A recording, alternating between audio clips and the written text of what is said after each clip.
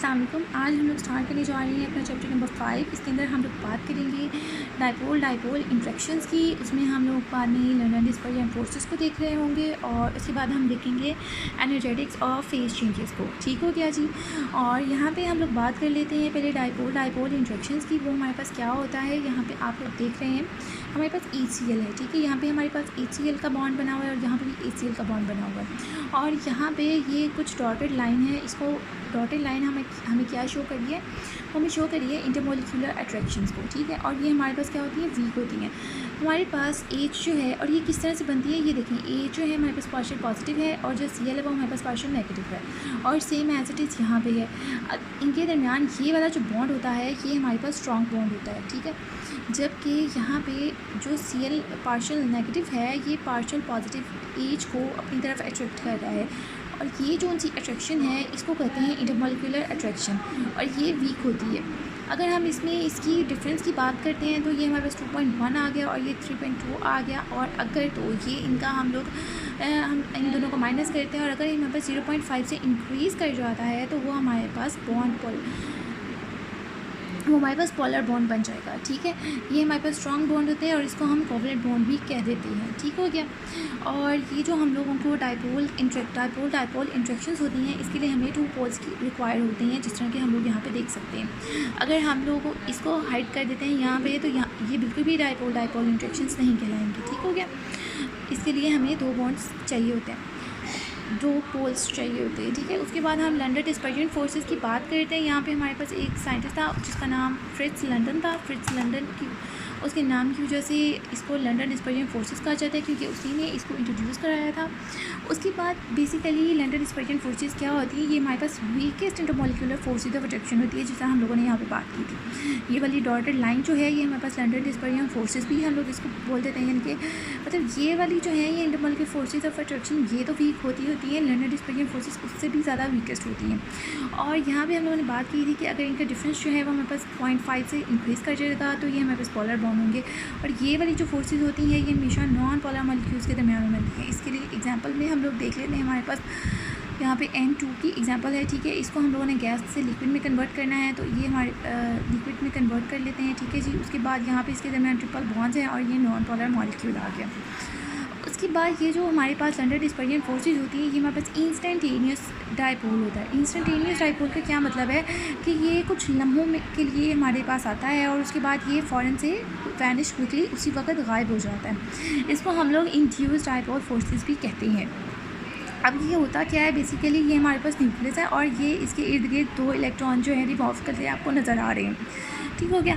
अब बेसिकली इनके दरमियान जो डिस्टेंस है वो काफ़ी ज़्यादा है, लेकिन ऐसा होता है किसी लम्हे में ऐसा होता है चंद लम्हों के लिए कि ये जो इलेक्ट्रॉन है ये मूव करता करता यहाँ से इसके करीब आ जाता है। ठीक है, यहाँ पे आप देख सकते हैं इसके करीब आ गया और उसके करीब आने की वजह से ये जो न्यूक्लियस होता है ये भी इस तरफ मूव कर जाता है और इसकी कुछ इस किस्म की शक्ल बन जाती है। और ये 2 इलेक्ट्रॉन यहाँ पे और न्यूक्लियस अपने सेंटर से हट के उस तरफ चला जाता है। और ये क्या, फॉर एन इंस्टेंट। और ये हमारे पास अनइक्वल डिस्ट्रीब्यूशन होती है इलेक्ट्रॉन्स की। ठीक है, यानी कि इलेक्ट्रॉन्स यहाँ पे इस तरह से बेसिकली उनको रिवॉल्व करना चाहिए, लेकिन जब उनकी इस किस्म की शक्ल हो जाती है तो इसको हम इंड्यूस्ड डाइपोल कहते हैं। और ये अनइक्वल डिस्ट्रीब्यूशन ऑफ इलेक्ट्रॉन होती है फॉर इंस्टेंस, और ये कुछ लम्हों के लिए होती है हमारे पास। ठीक है, वैनिश क्विकली उसी वक्त गायब भी हो जाती है। और इंड्यूस्ड डाइपोल भी हम इसको बोलते हैं। वो किस तरह से, जिस तरह हम लोगों ने यहाँ पे देखा था कि हमें 2 पोल्स रिक्वायर होते हैं, इस तरह से उनके दरमियान इंटरमोलिकुलर अट्रैक्शन हो रही होती है। और यहाँ पे हम लोगों ने पार्शियल पॉजिटिव और पार्शियल नेगेटिव को देखा था कि पार्शियल नेगेटिव वाला पार्शियल पॉजिटिव को अपनी तरफ रिजेक्ट कर रहा था। इसी तरह यहाँ पे ये जो न्यूक्लियस है ये दूसरे मॉलिक्यूल के इलेक्ट्रॉन्स को अपनी तरफ अट्रैक्ट कर रहा होगा। ठीक हो गया। और इसको हम क्या बोलेंगे, इंड्यूस्ड डाइपोल। ठीक है जी।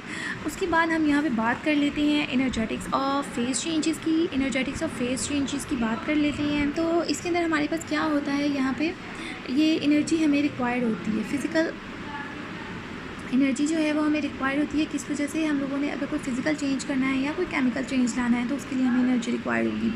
अगर हम लोगों ने सॉलिड को लिक्विड में या लिक्विड को गैस में कन्वर्ट करना है तो उसके लिए भी हमें एनर्जी रिक्वायर होगी। सॉलिड में आप देख सकते हैं कि इस तरह से उसके मॉलिक्यूल्स जो हैं वो आपस में इस तरह से अट्रैक्ट हो रहे होते हैं, बहुत ज़्यादा क्लोज पैक्ड होते हैं, जबकि लिक्विड में उनके दरमियान थोड़ा डिस्टेंस होता है और गैस में जो है उनका डिस्टेंस जो है वो ज़्यादा हो जाता है। ठीक है, अब ये जो फिज़िकल चेंज और केमिकल चेंज है और ये जो चेंजेस हो रहे होते हैं, फिजिकल चेंज और केमिकल चेंज, ये बेसिकली डिपेंड किस पे कर रहे होते हैं? ये डिपेंड कर रहा होता है उनके दरमियान जो इंटरमॉलिक्यूलर फोर्सेस होती हैं उसके ऊपर डिपेंड कर रहा होता है।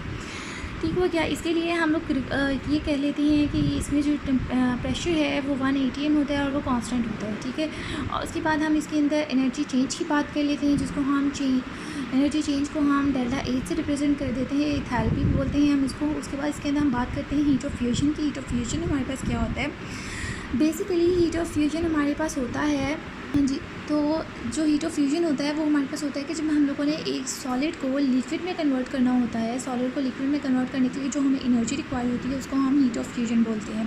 ठीक है, इसी तरह बाद में हमारे पास आ जाता है हीट ऑफ वेपराइजेशन। वो हमारे पास क्या होता है कि जब हम लोगों ने लिक्विड को गैस में कन्वर्ट करना होता है तो वो हमारे पास क्या आ जाता है? Heat of vaporisation. और इसको हम लोग किससे रिप्रेजेंट करते हैं? डेल्टा एच वी से। और एक हमारे पास आता है heat of sublimation. Heat of sublimation जिसको हम डेल्टा एच एस से रिप्रेजेंट करते हैं, वो क्या होता है? जब लोगों ने सॉलिड को पहले हम लिक्विड में कन्वर्ट करते हैं, फिर हम गैस में कन्वर्ट करते हैं। ठीक है, लेकिन ऐसा भी होता है कि कुछ सॉलिड में इतनी कैपेसिटी होती है कि वो लिक्विड में कन्वर्ट हुए बगैर ही डायरेक्ट गैस में कन्वर्ट हो जाते हैं, तो उसको हम बोलते हैं सब्लिमेशन। ठीक है जी। और कोई भी चेंज हो इसमें जो यूनिट होता है वो हमारे पास हमेशा किलो जॉल पर मोल ही रहता है, चाहे हम किसी भी इंथैल्पी चेंज की बात कर लें। उसके बाद एक दफ़ा हम लोग इसका रिव्यू करते हैं हम लोगों ने क्या क्या पढ़ा है। हम लोगों ने डाइपोल इंट्रैक्शंस पढ़ी हैं, जिसके अंदर हम लोगों ने देखा है कि कुछ वीक इंटरमॉलिक्यूलर अट्रैक्शंस होती हैं जिसको हमने डॉटेड लाइन से रिप्रेजेंट किया, और अगर इनका जो डिफरेंस है वो 0.5 से इंक्रीज़ कर जाएगा तो हमारे पास पोलर बॉन्ड आ जाएगा। और इसके अंदर 2 पोल्स रिक्वायर्ड होती हैं डाइपोल इंट्रैक्शंस के लिए। उसके बाद लंडन डिस्पर्शन फोर्सेस की बात की, जो कि फ्रिट्ज लंडन ने इंट्रोड्यूस करवाए थे, और इसके अंदर हम लोगों ने पढ़ा कि ये बहुत वीकेस्ट होती हैं। उसके बाद ये इंस्टेंटेनियस होती हैं। ठीक है, इसको इंड्यूस डाइपोल फोर्सेस भी बोला जाता है। इसके अंदर बेसिकली जो इलेक्ट्रॉन रिवॉल्व कर रहा होता है वो उसके करीब आ जाता है, जिसकी वजह से न्यूक्लियस भी जो है अपने सेंटर से थोड़ा सा पीछे दूसरी साइड पे मूव कर जाता है, और ये बहुत ही इंस्टेंस होता है, और इसको हम लोग इलेक्ट्रॉन्स की अनइक्वल डिस्ट्रीब्यूशन बोलते हैं।